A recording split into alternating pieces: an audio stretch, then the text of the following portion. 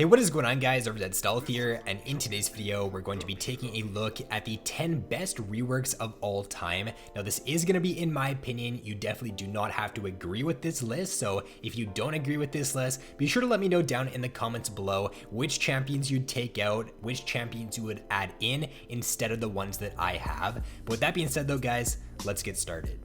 So to kick things off here, at the number 10 spot is going to be Gallio. Now this is definitely one of the more controversial reworks for sure. You could argue that the Gallio rework has been a complete failure due to the amount of changes it's needed ever since its release. It's needed so many different buffs, so many different nerfs. It's been in a super OP state at one point. It's also been one of the weakest champions, if not the weakest champion in the game at one point. So it's taken Riot a pretty long time in order for them to get Gallio into a balanced state. However, I think the fact that Riot took a champion who was literally never played at all pre-rework, this champion had below a 1% pick rate, along with Urgot, they were two of the lowest picked champions in the game, and they were able to make him into a pick who's seen a ton of success ever since the rework. He's been played a ton more. He's never dropped down to below a 1% pick rate since his rework. He's always had either one of the highest pick rates in the game for mid lane and for support, or it's dropped down decently low at some points, but it's never dropped down as low as to where it was before his pre-rework. They were able to keep a lot of the core elements of his kit intact as well. They ended up shifting his old ultimate into his W, his old Q and his E kind of got shifted into one ability, which is his new Q, and his old ultimate, it was one of the most underwhelming abilities in the game. So for them to shift that into his new W while giving him a very unique new ultimate ability, I think that was a pretty nice touch. All in all though, I think the rework has been pretty successful, but due to those couple of cons I noted, the fact that he's needed so many different changes ever since his rework and he's never really been in a super balanced state, that's the main reason to why he's not higher up on this list. So at the number 9 spot here is going to be Urgot. So similar to Gallio, Urgot pre-rework was one of the lowest pick champions in the game, below like a 1% pick rate for solo queue. It did have some glimpses of success. It was a little bit more successful than Gallio in the sense that it was pulled out in the pro scene a little bit as a counter pick to the Zed. I'm pretty sure it was Keen who would pull it out against Bjergsen Zed. If I can find that gameplay, I'll put it in the background here, but that was like the one time to where Urgot did see a little bit of success, but other than that, he was mostly just a very niche champion, really never played. He was one of the most disgusting to look at champions in the game as well. I don't think anybody can really argue with that. Aesthetically, the rework definitely improved him quite a lot. For the most part, Urgot top hasn't really been a super problematic champion. There's definitely been points in the meta to where he has been one of the strongest top lane picks, but it hasn't really taken Riot much for them to nerf him down a little bit, give him a couple of nerfs, and he drops down to a balanced spot again. I think there was only like 1 or 2 patches to where Urgot dropped down to like a 45% win rate, but for the most part, he's always been hovering around 50%. He's always been a pretty balanced champion for the most part. When you think of Urgot, you don't really think of a champion who has no counterplay either. You don't really think of a champion who is annoying to play against. Like, I think there's obvious counterplay to Urgot, so I think they did a really good job of the rework in that regard. A few cons to the rework in my opinion: still no Star Guardian skin, so if he had this skin, he would be much higher up on this list, probably at the number 1 spot here. Also, new champion, same name. What I mean by that is the champion's pretty much just completely new. Like, it's Urgot, but they changed pretty much every single ability in his kit. They didn't really keep anything from the old Urgot and shift that into the new Urgot, so that's definitely something that you can argue as to why the rework isn't really even a rework, or a reason to why the rework wasn't very successful. Alright, so at the number 8 spot here is going to be Sion. So the new Sion is just way more interactive. The old Sion just had a very linear play style. He was a champion who was pretty feast or famine. If you got ahead on the old Sion, he was a pick to where he was pretty unfun to play against. Like, it was very uninteractive. He would just basically run at you, just kill you, and you couldn't really do anything against it. He didn't have a single skill shot in his kit. He also did not have a gap closer. He was basically just a champion who would run at you. If he dealt damage, he would win. If he didn't deal damage, then he was one of the most useless champions in the game. So the new Sion, a lot more counterplay, very unique abilities in the new Sion's kit. His new Q is a very unique ability. His new ultimate is a very rewarding ability if used correctly. And then similar to Urgot, the one con to this pick is that it is a new champion, but it's the same name. So they didn't really keep anything from the previous Sion's kit and use that in the new Sion, or they didn't try to shift anything from his old kit into his new kit. So that's one of the main reasons as to why I do have him lower down on this list. So the number 7 spot is going to be Yorick. So pre-rework Yorick was also a pretty low pick champion. He was pretty uninteresting for the most part. He had a very simple kit, point and click abilities for every single one of his abilities. So he didn't really have a ton of skill expression in his kit at all. With the rework, they really nailed down his identity as a split pushing champion. Yorick in the side lane, very, very dangerous with his new ultimate, with his ghouls, with his Q. He can just take towers extremely quickly. Very strong 1v2 champion if he does get ahead. Well, his new abilities are still relatively simple for the most part. There's still a good amount of counterplay to them. His new E is a very rewarding ability if used correctly, and if you can hit that constantly, a lot of poke damage potential with your ghouls there in the laning phase. If you can dodge out on that ability though, it does limit Yorick's damage against you by quite a lot. His new ultimate is a much better ability as well. His old ultimate was just very inconsistent, and it kind of rewarded you for dying in a way. If you're in a 1v1 against an opponent, the only way you could activate it on yourself is if you actually died, and that's not really what you want to be doing, especially if you are side laning or 1v1ing or split pushing on a champion. So the new parts to his kit that Riot did add are definitely an upgrade over the old Yorick. Now, similar to the champions prior to Yorick on this list, he is pretty much a new champion, so they were able to keep his ghouls and his Q intact into his kit, but his W, completely new ability. Same thing with his E, same thing with his ultimate there. So if you did prefer the old Yorick over this Yorick, then I can definitely see the reason as to why.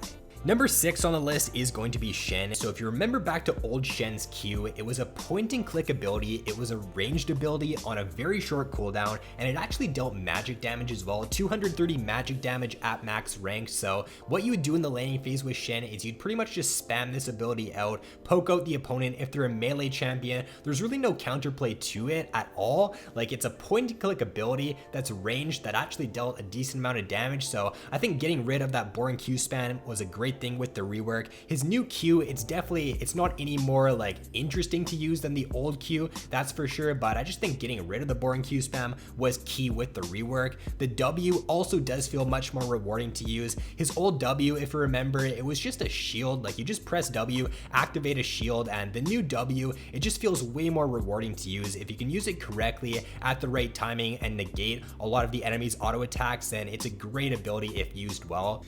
And one of the biggest pros to the rework is that Shen was still Shen after the rework. You still have your flash taunt plays, you still have your taunt in your kit, you still got your ultimate. Those are the two abilities that when you think of Shen, you usually think of those two abilities, and for them to take away the most uninteractive parts of his kit, take away his old W, take away his old Q, and add in different abilities that are still somewhat similar, I think those are the reasons, or that's the main reason as to why the rework has been a success in my opinion.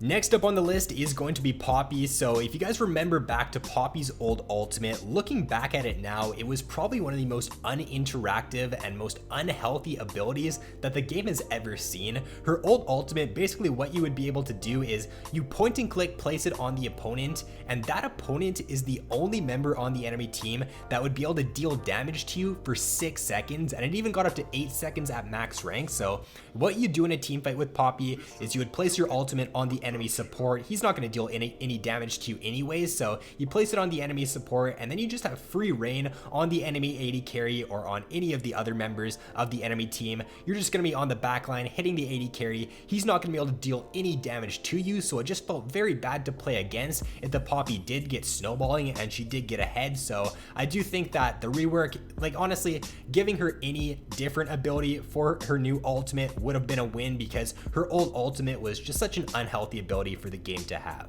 So with the rework, they did make her a lot less one-dimensional. The old Poppy was just super one-dimensional, very predictive in a team fight and as to how you'd be wanting to play fights with Poppy. They did keep the E the same, and I think that was a really good thing. Her E was like the one good thing to her kit, and it was the one thing that was kind of like interesting to use. It was a pretty cool ability. Smash the enemy up against a wall and you get to stun them. So I like that they kept that part of her kit intact, and they did just end up changing like her Q. I'm pretty sure her Q was just like an auto attack enhancer or something. Her W, it would just gave her bonus armor, so adding the W or adding the new W to where it ends up stopping dashes, adding her ultimate in to where you can knock an enemy like completely out of a team fight. It just adds a lot more skill expression to Poppy's kit for sure, and I do think the rework was a very big success. So at my number 4 spot is going to be Nunu. In my opinion, Nunu is definitely the best, most recent rework that we've seen from Riot, at least in the past year or so. The Nunu rework did a great job of keeping the key elements to his kit the exact same, so his Q still gives you great objective control, but it's also gonna deal damage to champions now, so definitely an upgrade on that ability. His W, huge upgrade on that ability for sure. His old W, very uninteractive ability. You just point and click that on yourself or on your AD carry or on your teammates, give yourself a bit of extra attack speed. Just a very unfun ability to use. His new W, just way more fun to use. Also thematically works very well with Nunu. It's just such a nice, very unique ability to add into this champion's kit. He's way more aesthetically pleasing than the old Nunu as well, and I just think that overall this is probably the best rework that we've seen out of Riot, at least in the past year or so.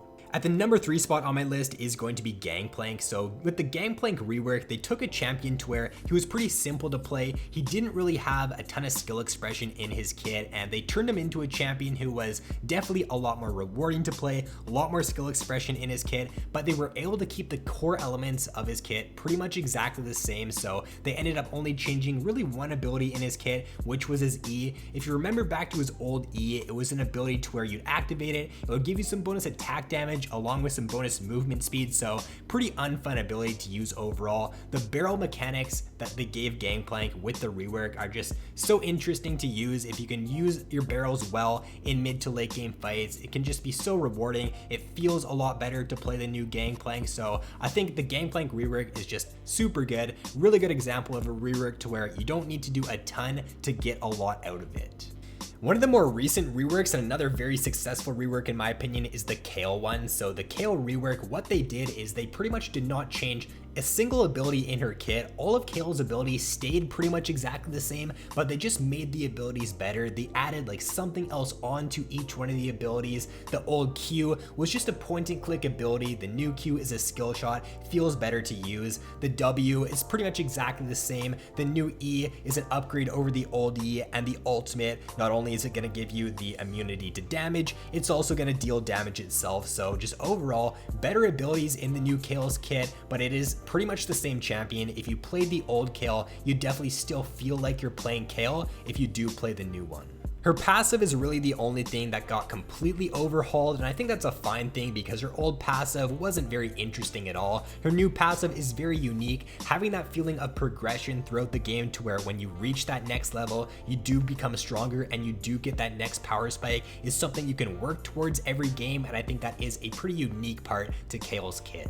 And then lastly here, to round it all out, at the number 1 spot, the best rework of all time in my opinion is the Warwick rework, and I think that a lot of other people would agree with me on this one here. So he is the exact same champion but with just much better improved abilities. His new Q is the same ability as the old Q, except you can now use it to dash through an opponent, so you can use it as a gap closer. That's a big upgrade over the old Q. His old W and his old E got just combined into one ability, so it's now his W, so that was a great part of the rework. Adding in his new E to where it does give you damage reduction, does give you the fear, is a great addition to his kit. His new ultimate, exact same ability as the old ultimate, or at least it does the exact same thing. However, you do have to use a little bit more of your brain in order to make the ability work. You can't just walk up to the opponent, point and click them, and just burst them out. You actually gotta line up the skill shot in order for you to hit the ability. Overall though, everything stayed the same in Warwick's kit. Nothing was really taken away, but things were added to make the champion better, and that is what makes a perfect rework in my opinion. Another really big reason as to why the rework's been so successful is because he's been rarely buffed or nerfed ever since his rework. It's been a long time since the Warwick rework, but he's only received, I'm pretty sure, 4 buffs, or 4 changes I should say, since he has gotten his rework. So he's been a balanced champion ever since his release, which is something you definitely cannot say about the new champions that Riot's releasing recently and the reworks that they've been doing recently. So I think that's also another thing that makes the rework so special. And with the Warwick rework, it never reached a point to where this champion was seen as a broken champion or an overpowered champion. I think there was a couple metas, or like 1 or 2 metas, to where Warwick was seen as one of the strongest solo queue junglers, but that definitely didn't last for too long. I think the past season or so, he's always been seen as a pretty average jungler. He's always been a pretty solid pick in solo queue, but never seen as super OP, never seen as super weak, and I think that just goes to show you how good the rework was for Warwick. So that is going to be all for this video, guys. Those are, in my opinion, the 10 best reworks of all time. You definitely do not have to agree with this list, and I do not expect you to agree with this list. So if you disagree, let me know down in the comments below which champions you take out. Let me know which champions you would add in instead. But with that being said, guys, if you enjoyed the video, be sure to drop a like and subscribe if you have yet to already. So thanks for watching, have an awesome day, and I will see you in my next video.